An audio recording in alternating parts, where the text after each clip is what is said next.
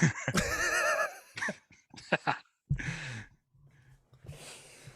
Oh. Hey everyone, how's it going? Welcome back to Hendo's Old Topics. I hope you're doing well. How's your week going? How you doing? For episode 42, we have Stefan joining us from GarageGymNZ. How's it going, brother? Yeah, by means, and stoked to be here and catch up and have a yarn and spit some tunes out on the mic with you, brother. Yeah, bro, it's really, really appreciate you taking some time out of your week and hopping on the podcast, man. We spoke about it off microphone as you and I have only started connecting over the past couple of weeks, and I said to you, it's amazing how something like a podcast can connect you to so many people, and how quickly you can be at, become at ease with those people. Yeah, really, it's been awesome. It's been amazing just for me as well. But I definitely see people like yourself jumping into this sort of forum and capturing a piece of the audience and sharing really, really positive messages. And I think that's super invaluable. And bro, it enriches us all. You're right. Like a couple of weeks ago, we hadn't even connected, and through sort of that 2 degrees of separation where I've spoken to someone and then you'd spoken to someone, and then it was like, bro, who's Hendo's? Check him out. And then we started talking. So yeah, bro, it's been awesome to finally touch base and have this opportunity to come on your podcast, brother. Yeah, bro. I think it was from it was actually through Mitch, through the mental health club. That's where it was in the WhatsApp group chat. And that's how I came across your page, and I gave you a bit of a friendly stalk, and I was like, got to get the brother on. He's definitely got some lessons that he can teach. Some advice he can give. So here we are today, and I'm more than grateful for this, brother. No, awesome, bro. So and it was through Mitch, and it's funny, from Mitch, I got connected to Mitch through a guy called Tomo Chisel. I don't know if you know. Yeah. Yep. And I'd spoken to him a few times, and I got connected through Tomo. This is just showing us 2 degrees of separation, through a guy called Glenn Martin and Nelson, who he's followed me for a long time, and we were talking, and he said, "Bro, you should catch up with this guy, a good mate of mine, Tomo, who skateboarded the length of New Zealand, like about, I'd say 8 years ago." And then, so there's that knock-on effect, So Glenn to Tomo to Mitch, then to you. So here we are. And who knows where to go from here, brother? It's always it's a domino effect, Once you start attracting the right people into your life, you don't know what's to come. Yeah, yes, you're right. And I think that's a really good point, because I think it is about who you surround yourself with, and then who comes in and who you connect with and resonate with. Yeah. And it's kind of like attaching, because there's all these, I've heard multiple people talk about it. Joe Rogan talks about it a lot, like frequencies, people's frequencies. Yep. And I think this is what's, we've become really in tune with our frequencies. And I mentioned earlier off here, we were talking about the kaupapa. We're all kind of on this very similar journey that we all thought we were on it alone. And we all thought that we were the lone person flying the flag. And then we've connected through our views, our passions, and how we want to live our lives. So it's super enriching, bro. It's super enriching. And I am forever grateful and surprised at the genuine network and the connections that I've got out of doing what I'm doing. And it's from what you're doing, or it's especially with the podcasting, bros, that's you stepping out of your comfort zone. Not a lot of people realize that. Even a lot of people who know me personally from a couple of years back. I was quite confident with my public speaking, but even a podcast, where most of the time you're just talking into a microphone or looking down into a camera, that is far more daunting than talking to a room of people. Yeah, but definitely is, man. I mean, when I first started, I was scared, man. I was really, really scared. And I think a lot of that was to do with my own perceived image of myself. And it might be portrayed to look like, he's really confident. He can talk. He can, he's coached reasonably good level of rugby, and then he's public speaking. You can do that. But something I wanted to do. And actually, to be fair, I put it off for about a year doing it. I just sat on it. and I was just too scared to do it. I just thought, oh man, it's funny what you think of yourself, hey, when Yep. you put yourself out there in an area that's new. You know, there's fear and anxiety, self-doubt, and really worry. I was really worrying about what other people would think and think, oh man, what are you doing, mate? You're a dickhead, or you're a douche, or you know, and I just did it. I decided one day after a year, I just thought, man, I'm going to do it, and I just done it. I just spoke to first person I spoke to was my wife, and she's amazing, and she probably made it easier to transition into talking to other people, because she's a very very thoughtful, but she's got a really good way of engaging with anybody, Yep. even if she doesn't know them. And here it was, my wife. I've said known her for a long time, but she was the person who eased me into it. Actually, she was the very first person, and then I started out, and then it kind of like took off. But even then, I think the first 30 or 40 episodes, I was still pretty nervous, especially when you're DMing people saying, hey, do you want to come on a podcast? Yeah, bro. And I was sort of self-conscious about my speaking style, and then sort of verbiage and the way I'd sort of say certain things or come across. And even at 96 or so episodes now, I'm still self-conscious a little bit, but not as much as I was at that very beginning. So for me, it's been a really rewarding process of being sort of applying myself, but also recognizing that, that what I'm doing and what I want to achieve and what I'm hoping to message out to the people I talk to is for certain people out there who need that message to be told. And if I'm a vessel or vehicle for that, then bro, that's me. That's awesome.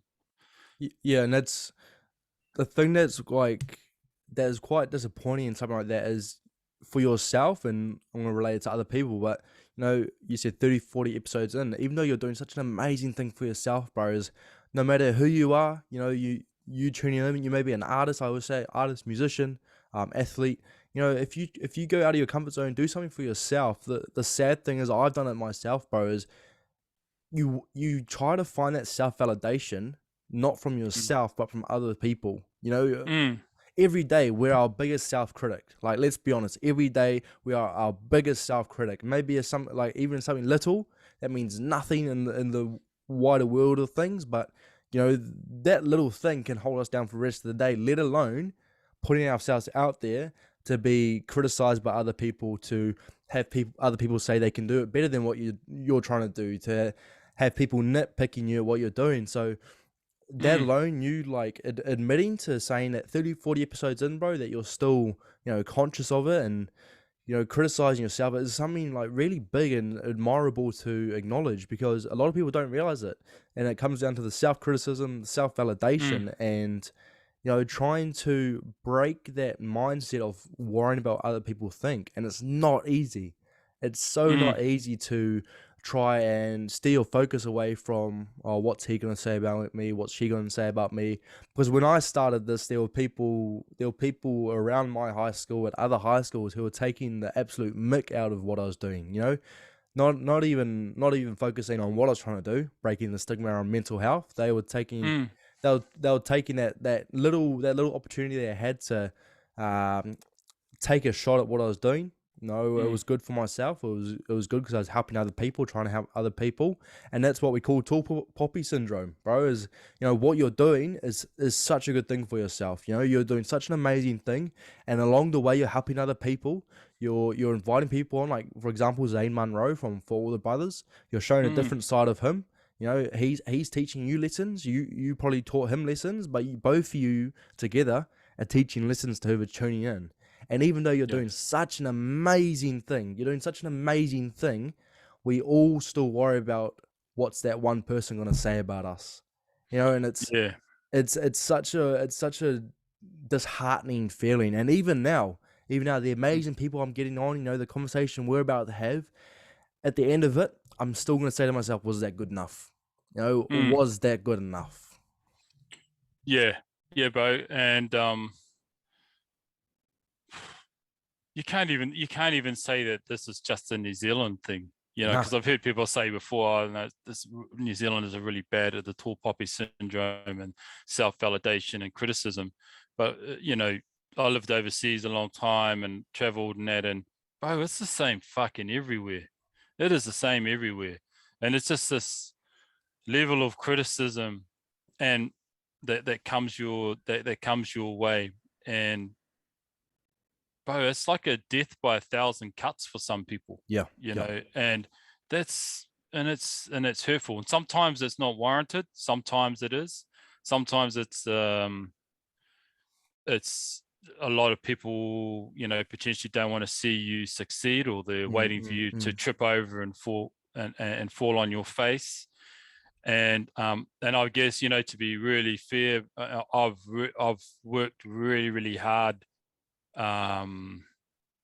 not to fall on my face and not to be criticized. But what I'm trying to say is, bro, that's the wrong attitude to take. That's the wrong attitude to take and I've learned that myself. It's like, fuck, bro, someone's gonna say something. They're gonna say something. Yeah. And if I fall over, bro, that's mean to fall over, because you know what? You're gonna learn a huge lesson and valuable. The value in that return is going to be much greater than you succeeding at that one moment. Yeah. And I don't know, and I sort of think, like, I'm social media has really hyped up that sort of the eyeballing from society on an individual in regards to what he or she may be wanting to achieve. And it takes time, bro. It takes time. And I think we should be, bro, uplifting and encouraging anybody, whatever they want to do and succeed. If you want to become an astronaut, fuck, support him or her to become an astronaut, or get them as close as possible to their dream or goal. And if we can change some of that sort of thinking and be more about empowering others, because if you empower one person, you're uplifting yourself, right? And we've seen enough in society of people being belittled, challenged, ridiculed, joked about, pulled down, and it's like, oh, it's not about that, man. We just need to sharpen our own emotional tools, bro, and think about how would we like it if that was us and that was happening to me. And we know 99.9% of people wouldn't enjoy it. So, yeah, bro, and I feel for a younger generation. I feel for our youth, and our, so I'm thinking like you're 24 and under, because, bro, their challenges are phenomenal. Like, they're just challenges in regards to perception, challenges in regards to social standing, challenges in regards to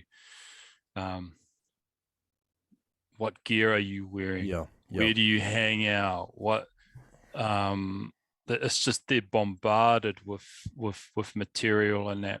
But and I'm much older than that generation, but bro, even at my age, you can still see how you can get caught up in that space as well, and be challenged and attacked. And I think the takeaway that I've learned is that, bro, the only person you owe anything to is to yourself. And a virtue that everyone should have is generosity. And if you have a generous soul and a generous heart, and you can give to others, no matter how small or how big it may be, it's just that emotion, that sort of key element within a human being. If you've got generosity, then you're going to have such a better and greater impact on the environment and the people in the community and your family. But yeah, bro, I don't know did I even answer your question, bro? I think I went like left field, rights, and then went up and over and then under again. and then back around. No, you're good, bro. You're good. Don't worry about that. Let's chat about your sporting days. Your sporting days, because I want to start at your sporting days, because this is gonna lead into what we want to talk about next. So Yeah. you're an athlete. During my Yep. research, you had a pretty athletic family, to say the least. And you decided to give rugby a shot, correct? And you chose to go rugby union, and so to speak, you actually ended up doing pretty well. So we'll touch off from there, bro. Yeah. So well, backstory. Mum didn't want me to play rugby, so I didn't actually start playing till I was 15. But so I had this very short career-ish. But you're very generous in describing it. But yeah, what happened was I was doing pretty good. I had set all these goals to achieve, and I actually was ticking them all off, like tick, done, this, made this team, made that team, made that team. And then I went away on this tournament. I was selected in a team and went away and played over, and I was in Kuala Lumpur in Malaysia and over there, and I basically broke my shoulder, tore the rotator cuff tendons, snapped the humerus head in my left shoulder. And so I come back from that tourney and just basically went into 2 operations and about 18 months of recovery, or of trying to rehab back. So I just really fast forwarded that side of it, because I kind of like know where you're leading, and dive into that area around that transition from being an athlete to being just Stefan. Because the mental toll on me was like beyond anything I had ever or thought would ever happen. And I struggled for nearly between 6 to 8 years in knowing or acknowledging the fact that my rugby career was over. And that was a really hard thing for me to deal with. And I didn't know how to deal with it. I didn't know.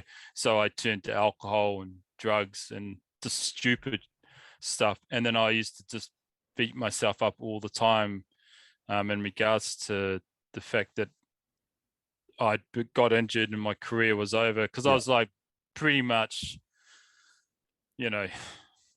I guess to cut to the chase, I guess one phone call. I got phoned up. It was one way of signing professional contracts, but it was done. Didn't know what to do with myself. And so I plunged myself into sort of, as I mentioned, drinking, drugs, womanizing, just being a fucking dickhead. But now looking back, that was the only way, or I knew how to deal with the emotions and the turmoil that I was going through. And then once your career's over, there's no like support mechanisms in place for you to transition away from what you were doing to what your new life was going to be. So it took me a long time. And then the realization was that I was, after about 6 or 8 years, I think it took me about 6, then it was like 2 years of actual reflection and finding out who I really was that I dawned on me that, man, there was no one to blame. It wasn't me. It wasn't the people that tackled me and as a result I got injured. It wasn't people that hadn't supported me. It wasn't anything else. It was a moment in time and an incident that could occur with anyone. I got obviously young and petulant and didn't know how to handle those emotions from being my identity had been taken away. But that wasn't my real identity. That was the funny thing. It was a period of time where I played rugby, I was pretty good at it, and people knew me from that. But that's all they knew, but they didn't know me. They didn't know me. They didn't know that I loved history and Roman classics or geography. They didn't know that I read books. They just knew Stefan as the rugby player, Yeah. So I hadn't really lost an identity, but what I did discover 8 years later was that I rediscovered my true identity, which was who I was before people knew me as the rugby player. That makes sense. So it was a lot of growth and growing up for me during that period. And it was, to be fair, it was super difficult. And to be fair, and this would be the first time I've ever really mentioned it, bro, there was moments in those years where I just thought, fuck, bro, I want to take my life and be done. Yeah. It was pretty lonely, bro. It was pretty lonely back then. But yeah, then I discovered, obviously on reflection, you realize, shit, man, it's like that wasn't me. That was just that person that played rugby at that time, and I was really good at it. But then I had all these other available tools that I could give back to other people. And I'd learned a lot from rugby, so I moved into coaching really early. So I was able to get involved in that, which I loved, and to give back and to help young people as well. So I became a bit of an advocate for young people transitioning into rugby or transitioning into the professional scene. Because I'd been there, so I hadn't been there. I was almost there, but I knew what the pitfalls were. So I was like, I could talk openly with their parents and stuff in regards to make sure, your son's got, where does he want to go? What does he want to do? What is his fallback plan if something happens, if he gets injured, and just to let them know there was someone here that they could turn to and ask questions and feel comfortable about, because I wasn't aligned with any rugby union and apps. So I was like the person who wasn't involved in being that conduit of trying to get a young player to sign a shitty ass contract to get locked in with a union or with a professional team. I'll just tell them straight, bro, don't go there, don't do that. Think about this. 20 grand ain't gonna cover you jack if it may sound like a heap of money when you're 19 years of age, but it really isn't in the big scheme of thing when you think like, what are you going to do when you're 30 years of age? So there's lots of opportunities there to sort of share what I'd been through and then what I'd learned. So I got involved in that, and then I moved into education. And again, that was a really, and I think if I hadn't gone through the stuff I'd gone through with rugby, and then that whole that injury, and then those years, very long years of just beating myself up and punishing myself with alcohol and drugs and shit, that I wouldn't have been able to sort of see and pass on really good advice and words of wisdom and comfort to other people. So that was a massive positive to come out of something that was so pretty much dark and painful for me. Well, first off, bro, I wanna say thank you, and that I love you like a brother now, and I'm very proud of you for the fact of just being honest with yourself, bro, and just speaking it. Because I know it's people think it sounds so cliche, but it's not just an easy thing to say. It really isn't. When you speak about it, you get taken back to that very moment. So yeah. I want to say thank you for saying that, bro, and thank you for just being open and honest with yourself, man. Like genuinely, from me to you, I'm proud of you for saying that, man. Like seriously. Bro, thank you. And the fact is that you have turned it into so many positives, many positives, from the fact of what you're doing now with garage gyms to the younger athletes that you helped, who, especially with their parents, who you've actually probably made them think about what will I do if everything goes wrong, because that's a lot of people look over that, especially a lot of mates that I had, their profession with sport was going really well and something happened and they're kind of slumped. Oh, what do I do now? Because it seems Mm, like when you're that young, that is going to be your whole life, and nothing will go wrong, and everything will be sunshine and rainbows for the whole career. mm, So the fact you were able to be that rock for them and be like, hey, just take a step back for a second. You know, mm. don't focus on don't focus on all the feeds you'll be able to buy with this money and how flash you'll look Mm. with that money. Just think, you know, what's going to happen with you if it doesn't go the way you want to. So the lessons you would have been able to teach all those young men, bro, with what you went through and how those negative times has built you as a person. As you said, it allowed you to find who Stefan was again before the Mm, rugby. Not mm. only allow you to show others who you were, but to show yourself again who you were. And that's such a tough thing to do, is find yourself again after losing yourself, if that makes sense. And Yeah, that's I always find it really difficult because I've been through the very same, as trying to find who you are again once you lost yourself for so long. I always find it so hard to describe, and maybe you'll be able to help me now because I'm speaking to someone who's been through the similar stages. Is how would you be able to describe that to someone who has lost themselves and is struggling to find themselves again? yeah, man, that's a good question, eh? And man, there's no answers, there's no right answer, and there's no wrong answer. Yeah, A lot of that has to do with who is in your circle. yeah, yeah, And what I didn't quickly realize, but what I realized later on, that you need to have a really good group of people around you that you appreciate and love.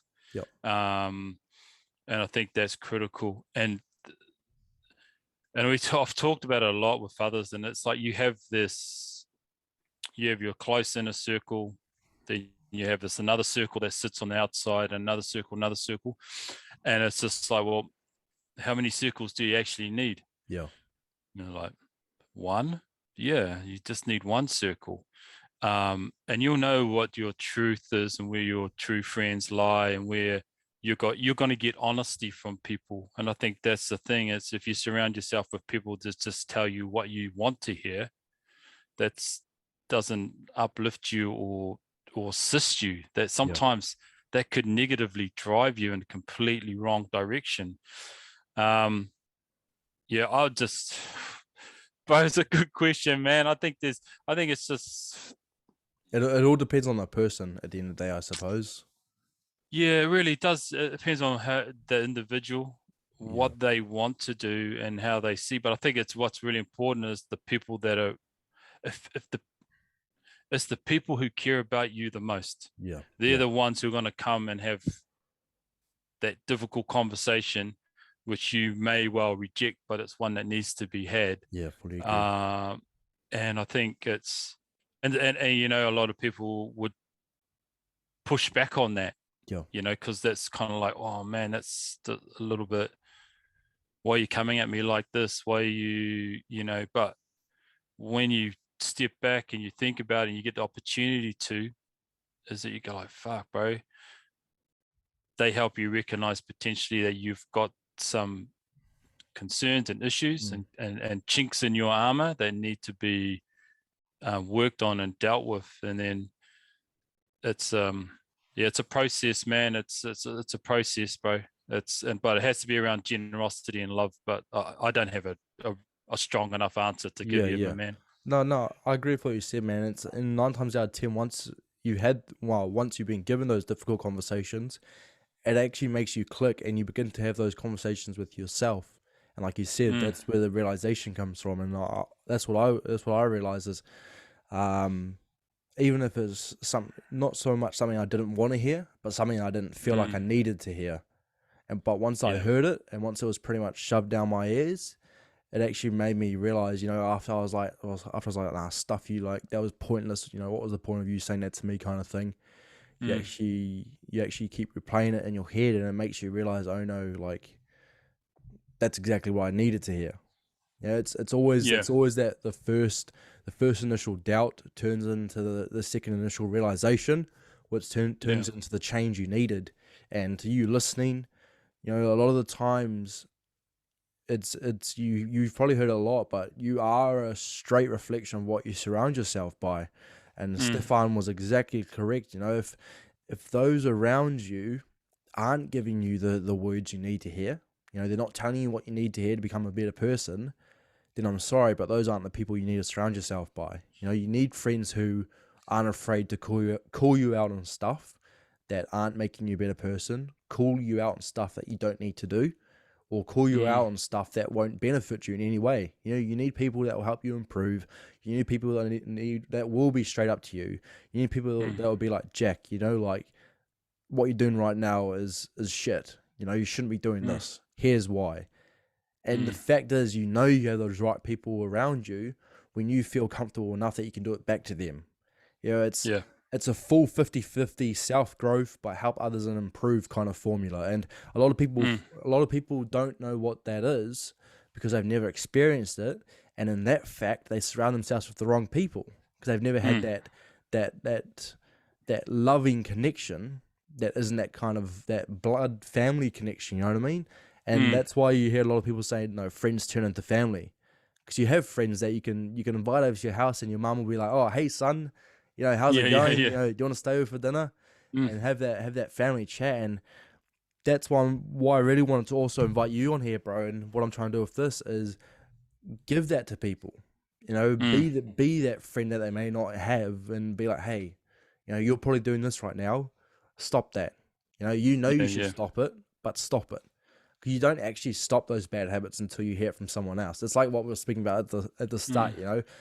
You are unable to find that self-validation within yourself until someone else says it to you. And that's what we'll, at the end of the day, every now and again, that's what we're searching for, is that self-validation from someone else when we should be able to find it within ourselves. And you being able to find that self-respect again and overcome that real harsh self-criticism after such a period of time is a real make or break moment for people. And you see it a lot as someone goes through something and they aren't able to, you know, grab the reins again and take control, and that's when, you know, they either unfortunately take their lives, they everything they worked hard for, they get rid of. They lose a lot of people close to them, and that, circling back to what I was saying with, is that all comes down to who they have around them.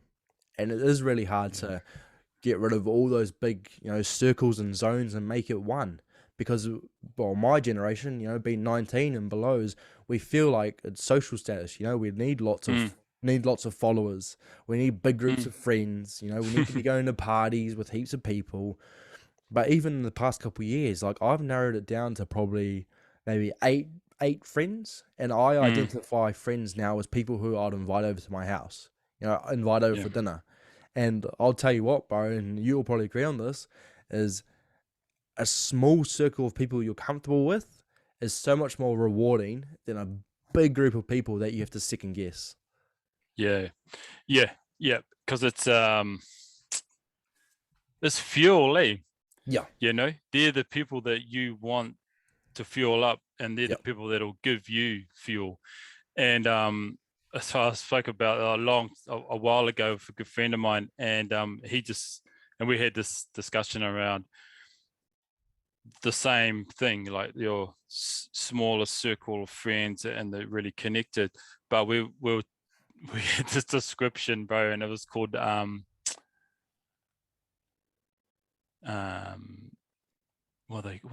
we described it as energy vampires, bro.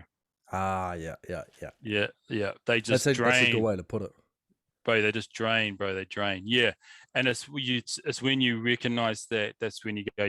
You've made a shift in here. You know, because you've started to recognize that, and then you've made this. You go, oh, I recognize it. I need to make a shift for me, and it was energy vampires, and we were talking about the currency of your self-worth and recognizing the value in yourself. That's your currency. So if you think that you're only, you know, and it's just recognizing where you place yourself within society, where you see yourself in, whether it's 6, 12, 18 or 24 months from now, your level of generosity, and that there's a whole combination of things. And we were just yarning like this, bro, and we just were throwing out stuff like what I've just mentioned now, and it was like, it's like, bro, yeah, that's on. Actually, it's so true. And I stepped back from that pod after I did it, and then I was thinking about it. I was like, fuck, it's so true. And we all know this. This is the thing, bro. We all know this, but we don't know.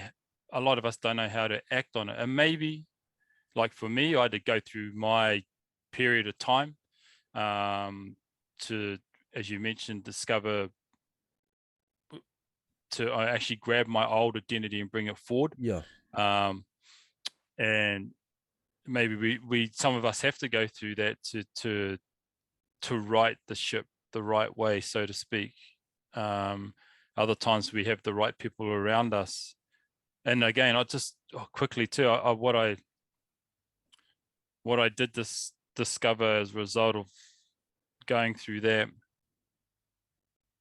was that, like, family is everything. It truly is, because you'll know, you'll probably like some of my first cousins are like, bro, they're like my brothers and sisters. And kind of like a lot of people think, oh, you guys are all brothers and sisters, but we're all like first cousins, but we're so tight. And I lost that during that time, and I got it back as a result of getting hold of my true identity. And bro, that was so fucking warming, bro, to the heart. Yeah. And I didn't realize that they had, how much they had missed me, and how much of an impact I had on them prior, and how much of a void I'd left until after I rediscovered myself. So, and I've never lost that since. And I've made that the center of everything that I'm about. It's whānau first and foremost. Even at work, even at mahi, bro, I tell my colleagues in the team, whānau first and mahi second, man, because mahi's going to be here tomorrow, but whānau may not be. So I've made that the way I live my life, and the way that I live and work in my sort of work environments as well. Well, that's really powerful, because for the past couple of weeks, bro, you know, every couple of nights I get home from mahi, and it's kind of almost straight to, I work out and then it's straight to bed after a hard day at mahi. And there's been a couple of nights where I've actually just cried, bro. I've cried because that right there, you know, we do take family for granted. You know, there's some of us who are actually unfortunate where we don't have a lot of whānau around us. You know, but we actually do take it for granted. And I was laying in bed a couple of times, and as I said, I actually just broke down and cried, because I realized I'm taking my mom for granted, like, quite a lot. You know, I get home every day and she's here. You know, I get home from work and she's here. You know, she's made me a lovely dinner. You know, I'll wake up in the morning and she'll still be here. You know, and I asked myself, I said, you know, and I'm trying to work on it really, really hard now, is why don't I just take 10 minutes out of my day after work, you know, no matter how much of a shit day it's been, and just kick back with her. Because it made me realize we do take our whānau for granted. You know, we get home and they are here, but as you said, one day they may not be here. And that's unfortunately, and as sad as it is, you know, it's really unpredictable when that time may come. And that's something I'm really trying to work on. So you saying that right there, it's right there, just it proves the point. Yeah, and I think in that 10 minutes, that may be the best 10 minutes of her day. Yeah. You know, and that 10 minutes may be that opportunity to learn something from her too. Yeah. Or from a whānau member, whoever it is. Because sometimes, as you well know, as much as there's heaps of jokes, giggles, and laughter, and just that real tightness bond that you have with whānau and maybe first cousins, if you have that opportunity to have that sort of environment, bro, there's moments in those moments that are fucking really deep. Yeah, yeah. And you go like, damn, bro, I picked up something new. And that's, I'm not going to say that's rare. I'm just going to say that, as what you mentioned, it's potentially opportunities that are not taken. And maybe that's something that we need to sort of, a lot of people need to sort of potentially look into. And I know it may not work for many, bro, because as we know, I don't know your whānau situation, and I don't know the next door neighbour's one, but we know that there's good whānau and there's Yeah, not so yeah, good whānau yeah, exactly.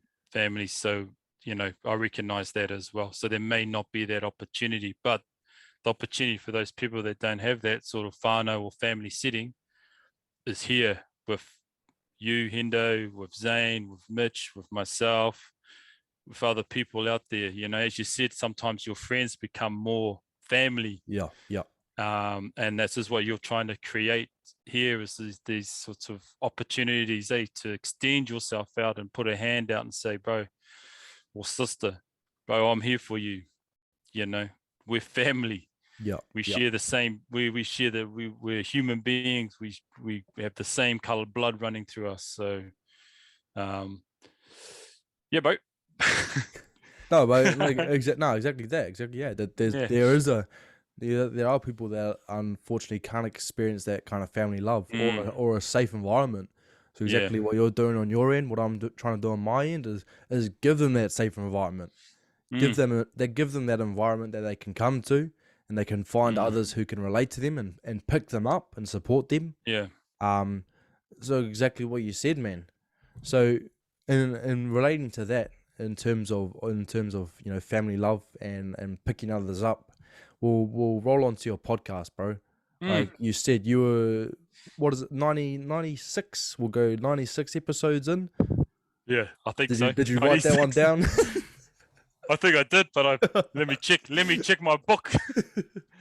Yeah, it's not. I think it's 96, bro. It's 96. 96. Yeah, yeah. 96. No, Mm, I'm gonna ask you this from like a question from myself and to yeah. maybe someone out there is, what has made you carry on for this long? What Mm. is it that it has brought to you?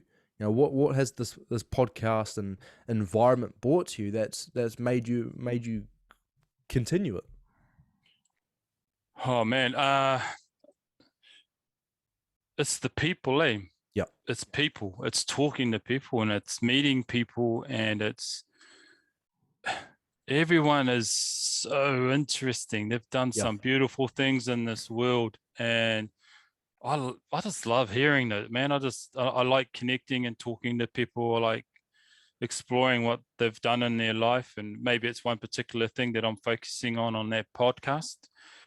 Um, Challenges that they've overcome, um, successes, how they've got to be successful, in whatever they've chosen to pursue, yep, and just talking. But that's what I've keep doing it, because it's like, if I've met 96 super interesting people, and we've had 96, you know, different types of conversations, then out of those conversations, I'm hoping that there'd be really good messages of empowerment and comfort and hope that someone out there would pick up and resonate with. And I think, that's why I keep doing what I'm doing. And as I said earlier, I have a real passion for history and, classics and, Roman history and stuff like that. I just have this real curiosity. I have a high curiosity about life and yeah, about people. And I think the other part to that is that everybody has a story that's of value to someone out there. And I think that's definitely another reason why I keep going and why I keep doing it. And the rewards of it is that I've had made 96 new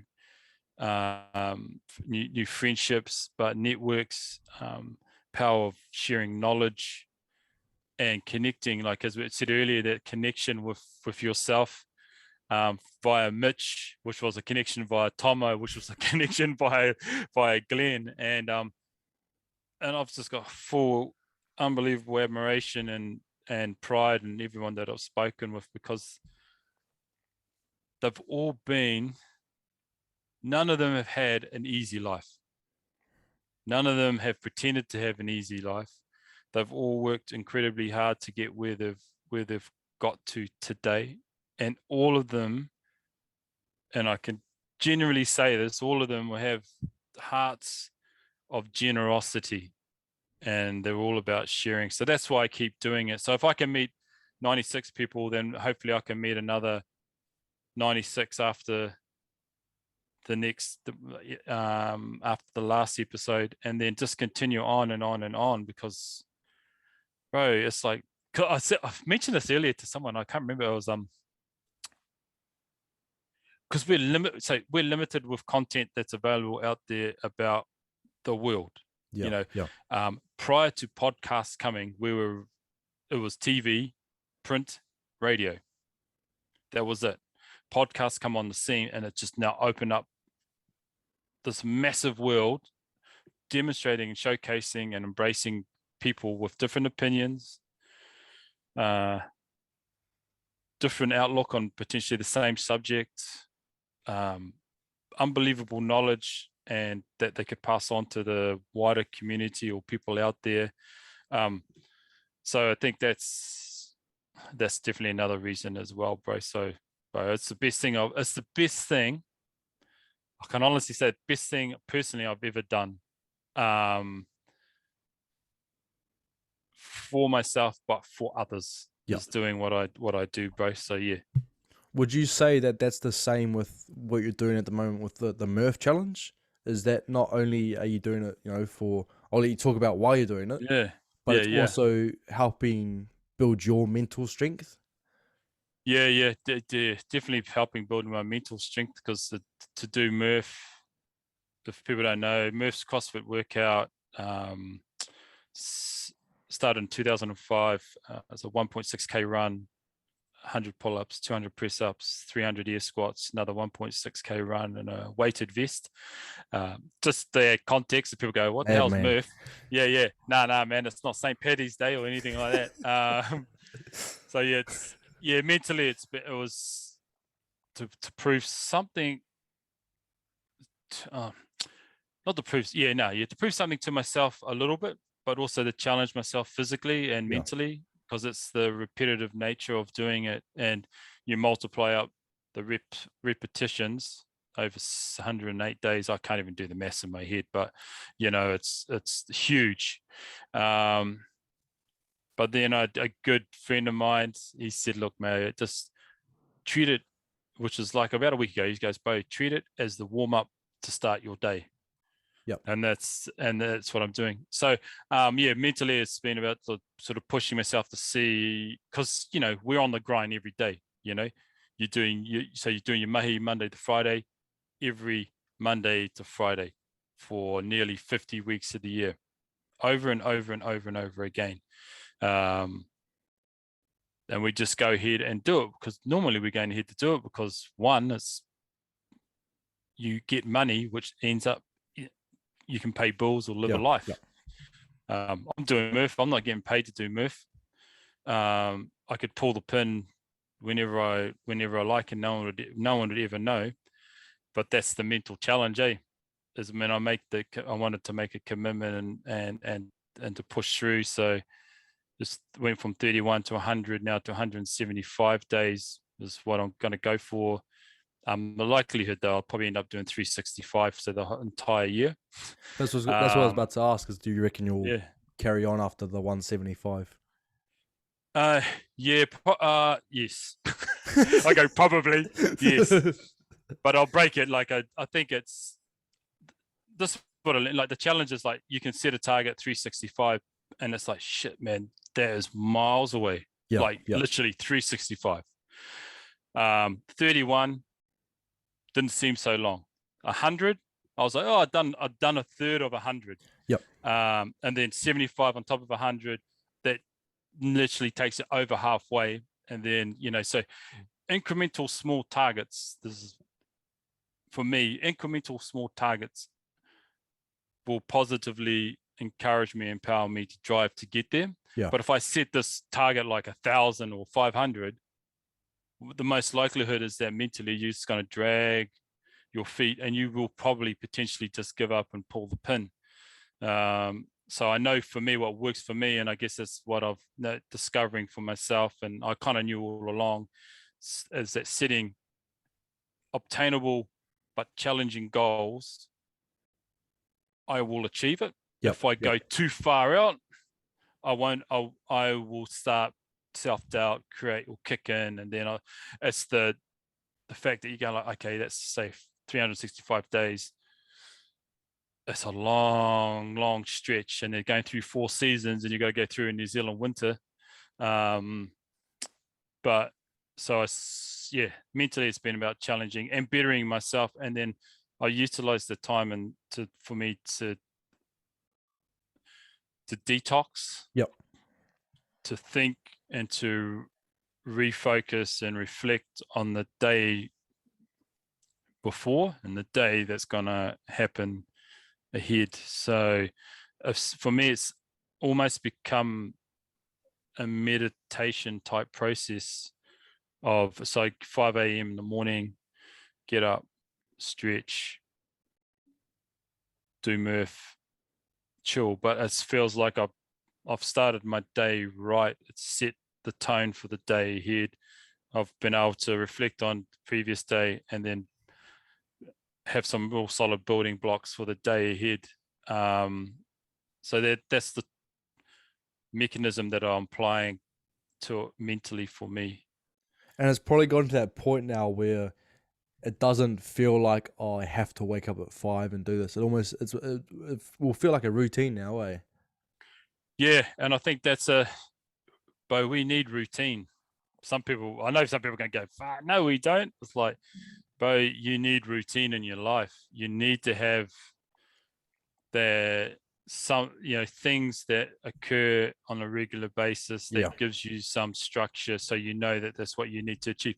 And it's about achieving things. Because if you don't, I'm a believer, if you don't have any routine, you won't have that ability to achieve any of your goals that you set out in your head or write down, because you haven't met the first part, is I'm going to get up at 6 a.m. And maybe you're going to get up 6 a.m. and do some breath work, journal, maybe read something, boom, and then start your day. And I think it's really, it's valuable to have a degree of routine. You don't have to be as strict or stringent as I am. I'm a bloody nerd when it comes to it. But it's finding what works for you. But if you start your day, if you have a set time and you want to give, because I always find that if you give yourself 40 minutes, 45 minutes, say before anyone else gets up in your whare or in your house, and it's just you doing what you need to do to set your day up, whether it's, maybe it's stretching, or maybe it's reading, or maybe it's journaling, breath work, bro, that's going to set your day up so much better. So I'm a believer around routine. So I don't even set the alarm now. I just wake up and it's like 1 minute to 5. And I just get up. I don't lie there in 5-10 minutes. I just get up, boom, I know what I have to do. So I've built that into myself, and it works for me, because I know if I don't do it, I think I'm going to have a really bad day. It's like I've missed that kickstarter for the day. So yeah, bro. And it's a lot of people, and a routine for some may be really hard to get into, but think of it as this way, if you're listening, think of it this way: is if you set a simple routine, you're going to feel so much more organized for your day. If you wake up and you win the morning, knowing what you have to do, say it's even make your bed, make your lunch for the day, you've already organized half your day, and you can allow yourself to relax for the rest of the morning and ease into your day. Win the morning, you win your day. The first 20 minutes of your morning result in how you're going to feel for the rest of your day. So if you wake up and you instantly go on social media and scroll through your phone and all you see is negativity, it's best believe you're probably going to be negative or have that negative mindset for the rest of the day. But as Stefan's doing, he's waking up 5 a.m., he's stretching, he's reflecting, he's going to feel a lot more organized and a lot more in control of himself for the rest of the day because he's winning the morning. And it's not easy to do, but if you're really trying to strive to improve yourself and be a better you, then the best thing to focus on is how you work around your mornings. Is really don't focus on your midday or nighttime routine. Really focus on your morning routine. Is all I have to really say. Yeah, bro, that's really good point. And then the second part, the later part to this is that this is the new part, is that I train twice a day now, bro. So I do Murph in the morning, and then I hit the bike. I got an assault bike, bro. Your assault bike. Yeah, bro. I jump on that. But again, it's just there's like we have all these windows of opportunities, right? And they're given to us every day. Yeah. And I just thought, bro, man, I got a window of opportunity. I want to put, the best part of me forward for the remainder of my time here, especially for my daughters and my wife and the family and everyone who I've connected with and building around Garage Gym and this pod. So I just take that window of opportunity, and there's as many windows of opportunities as you want to have in a day, right? So my one's 5 a.m. Yep. Boom, that's a good one for me. It sets up, I'm all good to go. Get the mahi done, spend time with my girls, go to the league training with my oldest. But then I have other windows that happen, which are not physical ones, other stuff that happens. Then I just have another one. I thought, what am I going to do? Am I going to go just sit around on the couch and scroll through social or just do BS stuff? I'll go and jump. So I jump on my assault bike for like probably 30 minutes, 40 minutes max at the end of the day. And it almost reboots the day. Yeah. A little bit. Agreed. Yeah. So, I mean, I'm not saying, hey, people don't follow my routine. It's a little bit, but OTT, but it's just something that I've built in, because I just realized, bro, I was just like sitting around and I was like, bro, what am I doing? I'm just like watching shitty Netflix and I was like, but what can I do that's going to give me a little bit of extra energy and polish to myself and for the future and for the next day? And I'll just jump on the bike. It's sitting there for what's another half hour. I'm going to get so much more out of that half hour than I would if I sat and watch reruns of Simpsons or Seinfeld or something else on Netflix, So, but yeah, my routine's my routine. Well, I think routine in general for anyone is a valuable one. And I think what you said before about making your bed, bro, that's a massive one, bro. If you think of the simplicity of that. Yeah. Because does anyone want to go home to an unmade bed? Nah, bro, they want to go home to a nicely made bed, because if you want to you just want to go to sleep, rest up, just hit the bed. But everyone wants to jump into a bed that's been made up. But it's such a simple thing. I've heard it mentioned many times. I think Jordan Peterson talks about it. Yeah, bro. Yeah. He goes like, bro, make your bed. If that's one routine you do, make your bed. But what I was going to say is you mentioned a good point for your daughters there, and when I was listening to some of your episodes, and especially your introduction, your wife mentioned it, bro, and she said what you're doing now, what you're doing for yourself is winning the morning, and you're winning your day, but you're actually proving to your daughters as well of look how much you can actually do for yourself. Like she said, they see their dad, working his ass off in the morning. And then they see their dad working his ass off at night, and he's working out. And a lot of people, they'll probably, like myself, they'll probably only work out once a day, and that would be enough. But they're seeing their dad push through the day. He doesn't stop. He wakes up at 5 a.m., works out, but that's not enough. He works out again at night, and that's gonna set. No, that's going. The thing is, bros, that's gonna set them up. That's gonna set them up to to push through push through those struggles, man. Push through Mm, those struggles and realize that a lot of people aren't fortunate enough to be taught about the simple lesson of hard work pays off. And mm, it really does. It doesn't just have to be hard work to uh what was an example, hard work to make a sports team or to mm, buy your dream house. Hard work to become the person you want to be, to run that 5Ks, to do 50 push-ups, to do 25 crunches, whatever it is. Hard work pays off. So the mm, fact is, you're waking up and you're winning the morning, but to your daughters, that's an amazing lesson that they're seeing right there. And that's such an mm, amazing thing that a lot of people unfortunately don't get to be shown or taught.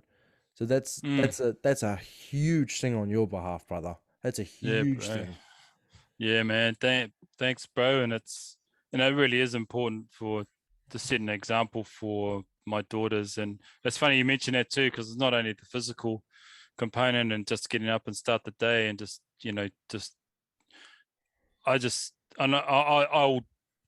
I'll drop mahi like that to be with my daughters for Yeah, something. And because I don't want to miss out on anything. I don't want to yeah, bro. miss them doing something, and I don't want to get it on recording. I don't want to get it on the video. Yeah, That yeah, I want to be there and see that, and I want to celebrate with them. I want to celebrate their successes and the things that they achieve in their life as well. So, and by no means I'm no perfect father, and I'm always learning and picking up stuff from other people. But I'm really, really grateful for my wife. She's for me, she's the perfect buffer, but also the perfect individual. She's my best friend. She's the one yeah, I'll go yeah, to for if I'm stuffing up.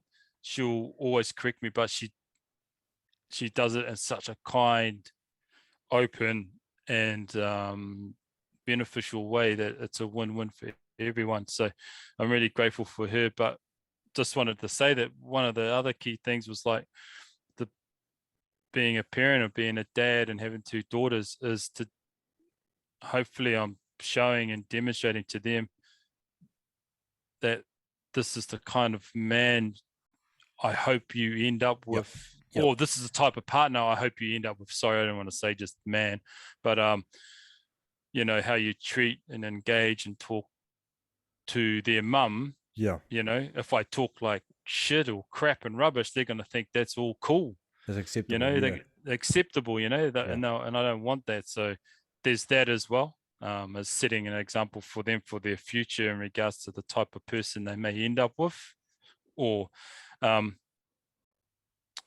and so yeah. And it's funny because it's like being a parent. We don't know everything, and we're growing up and learning at the same time our kids are growing up and Yeah, learning. bro.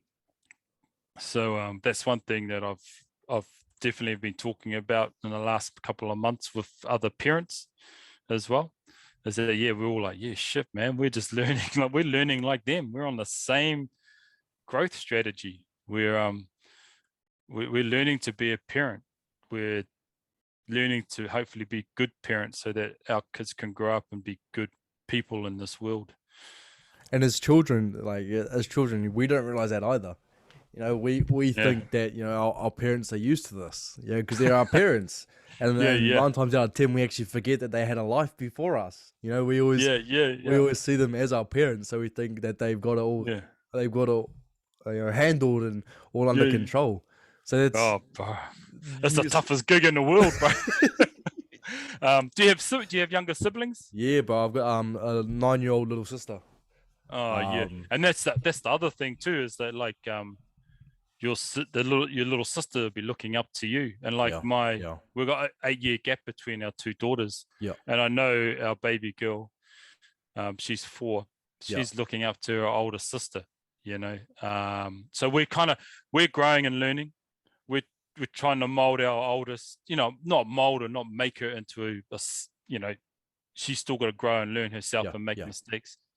but also we're trying to like, hey, remember your younger sister looks up to you, and there's know, she's going to replicate and copy. And so it's kind of like passing on that legacy down through the our whānau. So but bro, toughest gig in the world, man. Toughest gig in the world is being a parent. But bro, it's one of the most wonderful and privileged things that a human being can do is to have children, bro. It's something special about that, eh? Is it quite rewarding? Yeah, man, it's beyond me. I just kind of think like I think I wasted years. I kind of, that's what it feels. This is just me personally. Yeah. I think I wasted years. Like I could have had, you know,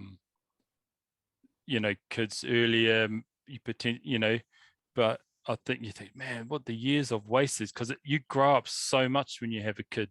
Yeah. But what I am very grateful for is that they came into my life when I was at my best and not at my worst. Yeah. So that might have been a much different parenting experience. So I'm maybe that was supposed to be, bro. So go through the dark to get to see the light, and then you find the best of you, and your reward at the end of the tunnel, eh?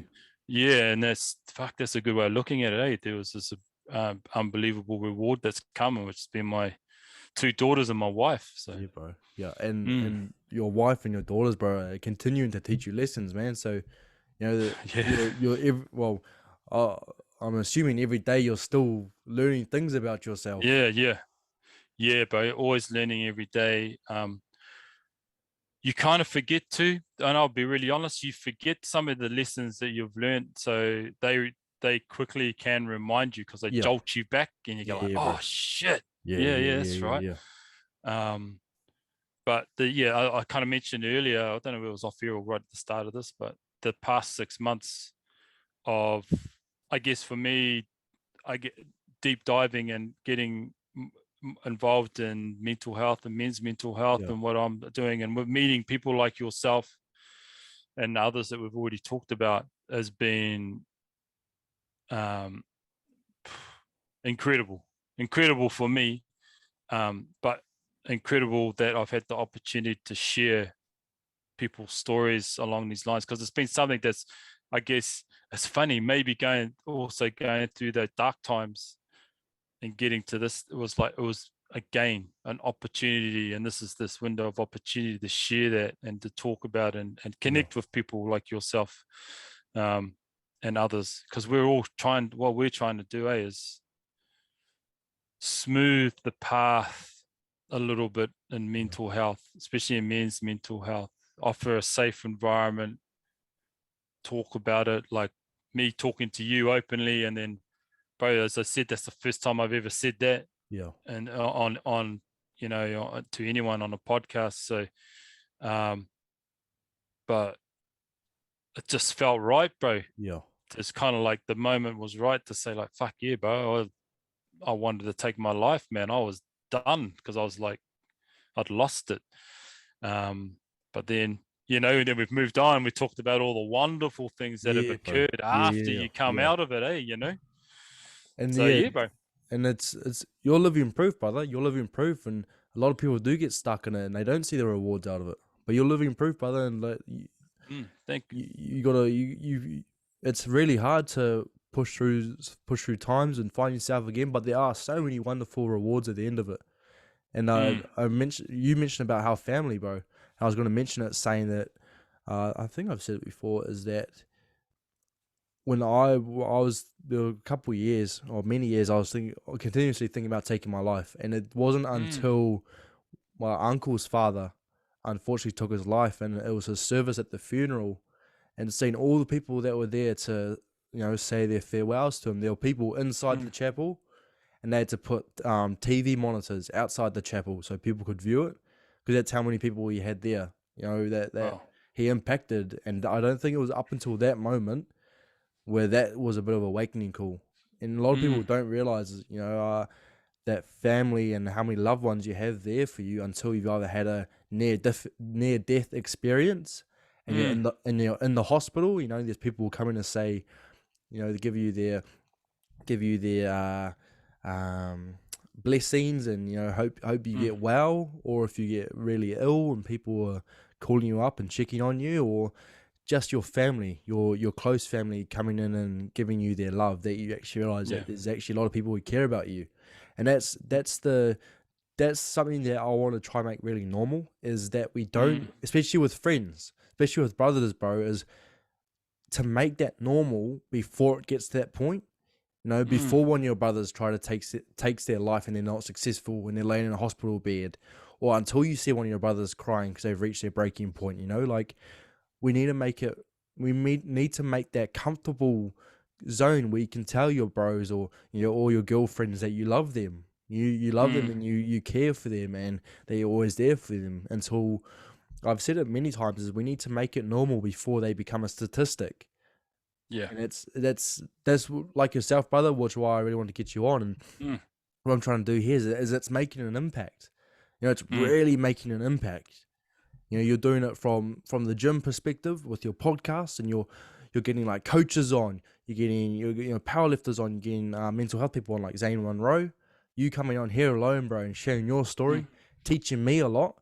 And I was going to say, not only you telling your story are you helping the person tuning in and listening to our conversation, but the fact that you've come on here and you've opened up about, there was a time in your life where you wanted to take your life and you were in a dark period because of, just what happened with rugby, is that alone has made me feel realization, and it has made me click to, that you're actually not as alone as you think you are.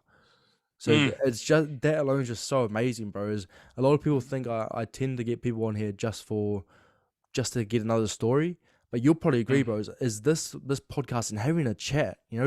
Like I see you as a brother now, bro. I see you as one of my mates. Like, this alone is it's like a therapy session. Like us talking here now, bro. Like a yarn. This yarn has made something click, and one, it's made me more motivated again. Two, it's made me realize that in this life, we all go through struggles, and we're not alone until we speak our voice and we speak our emotions, because only then do we realize that there's other people around, and the rewards at the end of your tunnel, man, is in that period of your time, you probably didn't realize what they were. And I want to say, and I hope you're proud of yourself, man, for not giving up. Like, it's such an easy thing to look over and be like, oh yeah, like, it's all good. I kept going, whatever. But right now, you've got an amazing family. You've got daughters that you're gonna guard and protect for the rest of your life. They're probably gonna not have any boyfriends. They're probably gonna be, Probably. I mean? You got a caring, loving wife who helps you each day and has helped you create this amazing community with your podcast, man. Like, those are some amazing blessings in disguise from the hard work that you put into yourself, the negatives that you turned into positives, and the realization that you made for yourself. So that alone is something you should be proud of for the rest of your life going forward. Yeah, bro. Yeah, thank you, brother. Yeah, 100%. And it's funny because it's what you just said then. I was like thinking about this stuff yesterday, actually, and I was like, bro, I'm really fortunate, man. I have achieved more than what I ever thought I would achieve, and that's the thing. Like, what I thought, not what someone else thought, not what someone else thinks. It's about what you think, and what you want to put in is what you'll get out. And that's a really old saying, but it's so true. So, and then I'd go like, bro, fuck, I got so much more to pour in. Exactly. So there's so much more to come out, and this isn't the end. It's by no means, man. This is just a chapter in a book that won't finish until I'm no longer here. And so I want to see those chapters grow, bro. I want to see words written, and I want to just see stuff positively happen, not just for me, because if it happens for me, then I want to share it and make sure Yeah. it happens for others. And I think that's one of the, I just want to quickly just say, that's the main underpinning thing for GarageGymNZ. And if you looked at other, like people have said, oh, where's your gym? And, you should put up, videos of you training and that. Yeah. But I was like, bro, that's not about me. This is a community about people in the community. And Yeah. that's what I wanted to make it. I wanted to make it about people that had pride in their garage gym or home setups. And you'll hardly ever see photos of me on there, you know what I mean? Like, apart from stories when I'm doing Murph, but this wasn't about me. I wanted it to be about other people around the world. And it's funny, bro, I think there's like 1,600 or maybe less of garage gyms or home gyms on there.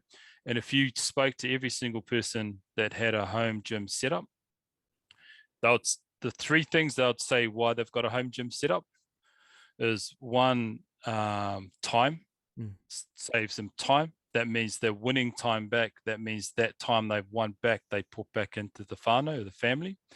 The second thing is for their own health, their mental health and well-being, something that they could tap into physically and use it, as I mentioned earlier, to cleanse yourself, give you time to reflect and meditate, think about things. And the third thing was that it becomes all-inclusive with everyone in the household. Yeah. So that sets the tone, and this is what we're about. This is what I'm doing, and it's sets it up nicely for the lot of people that do have family and they got kids. So they're the three main things, bro. After 5 years of running that page, they're the three main things that come out of every single person that has a gym set up at home. And you think, shit, that's a common theme. So that's I've made that page solely about everybody else and not about me. Because if it was about me, then it would be called Stefan's Garage Gym, and that'd be really boring because it'd just be the same picture of the gym every day, right? Hence why the podcast, I started that and named it Every Day, because as you mentioned a couple, there's been different people from different backgrounds come on board. And be really grateful to have them and share their stories. And then I do have a big passion for the mental health and men's mental health, especially. And as I said, the last 6 months have been massive, and me learning a lot more about the unbelievable impact that their mental health has on men and on people. And here I was one of those people, and but I thought I was the only just person. one. The only person. So I'm super grateful for this, and spending time with you, bro, and having a chat on your podcast as well, and sharing my sort of insights, but then listening to you and where you're coming from. And for such a young person, bro, you're doing amazing mahi, bro, and I think it's really important that what you're doing and achieving, because it's a voice from an age, gender, or bracket that needs to be out there. And I hear you too. You put yourself out there, bro. You get heaps of people going like, "Bro, what are you up to? What do you think you're about?" But it's just like, oh, if you know in your heart what you're doing, and it's all about sharing, empowering, being generous, and looking, uplifting people and healing people, bro. You're on the right path already. I wish I was your age and I was thinking like that, bro. You're years ahead of me. So, bro, thank you for all the mahi that you're doing, bro. I reckon it's amazing, bro. I can't wait to see what the next 12 months brings up for you too, man, because that's phenomenal what you're doing, bro, putting yourself out there. And I think it's beautiful, man. Thanks, brother. Yeah. Oh shit. Thanks, man. Yeah, crap. It's all good. It's all good. It's been an Oh, emotional podcast, team. yeah. Oh, shucks. That got me, bro. That got me. I appreciate that, man. And I'm really, I'm really,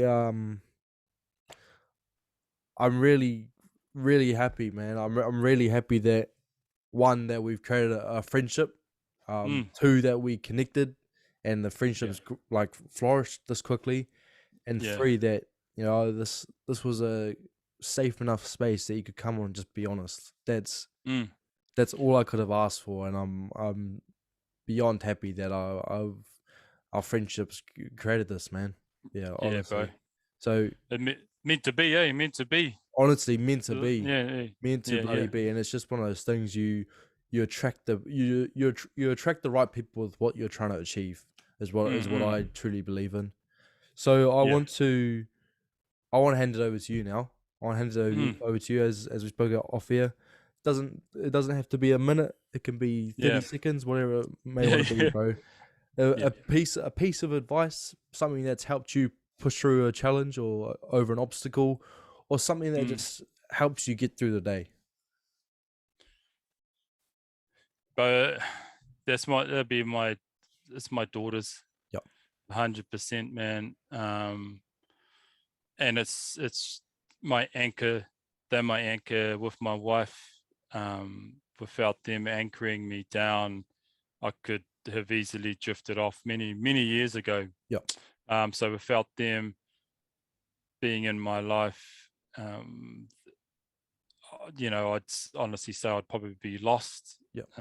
Soul. So, but I'm not a lost soul, and without them, with them in my life, they've given me so much greater purpose and better understanding about who I am, what type of man and husband I want to be. So I guess the advice out of that is that the rewards that may not be there for you today will be there for you tomorrow, brother. I like that. I like that. The rewards that won't be there for you today will be there for you tomorrow. I like that. Yeah. That's a good way. That's a good way to end it, brother. I appreciate that. Yeah. So, man. Once again, I want to give you my blessings and say how grateful that I am that you came on today, man. I'm glad that it worked out the way it did, because I feel like today was meant to happen. I feel like today we're meant to connect and yarn, and I really appreciate it, brother. So once again, thank you for coming on the podcast. Appreciate it, brother. Me and I really enjoyed it. Really good to have a chat with you. And again, can't wait to see what you kick off in 12 months from now, man. Big things coming for you, brother. Big things coming. Fingers crossed, man. Fingers crossed. Yeah. Well, no, you go, bro. You go. No. No, you go. Go. No. I was just, you go. Okay, so there's, and I was just gonna say to you, Tune, and I really hope that even if it was a single thing, I hope there was even one thing you could take away from the chat that myself and Stefan had today. I hope that whatever we said, either if it resonated with you, helped you realize something, made you realize that you need to make a change, or something you need to, shuffle up. Maybe you need to start a routine now. You need to get those certain friends out of your life. You need to change a habit. I hope that there was something that we said that could help you, open your mind, open your third eye a bit and bring a bit of realization. Yeah, man, 100%. And bro, and you're not alone, eh? No one is alone. Reach out, bro. Reach out and have a yarn if you want to. Talk to get hold of us. We can have a chat. There's plenty of other people out there that we know of as well. And just don't suffer in silence, man. It's fucking not a good space. Agreed. Yeah, And take that from the both of us. Like, it's really not. And it is hard to realize you're not alone, but you're not alone. All it takes is one message, one simple message, and you're already 10 times in a better place. So as always, I hope you have an amazing week, and always remember, do what makes you happy, do what you need to do for yourself, and do what you know is right. I love you very much. You know my line's always open. You know where to get to me. You know this is a safe space for you. You have a family here. You're part of a big family now. Love you very much. Thank you for tuning in. This has been episode 42 with Stefan from GarageGymNZ. Have an amazing week. I'll talk to you later.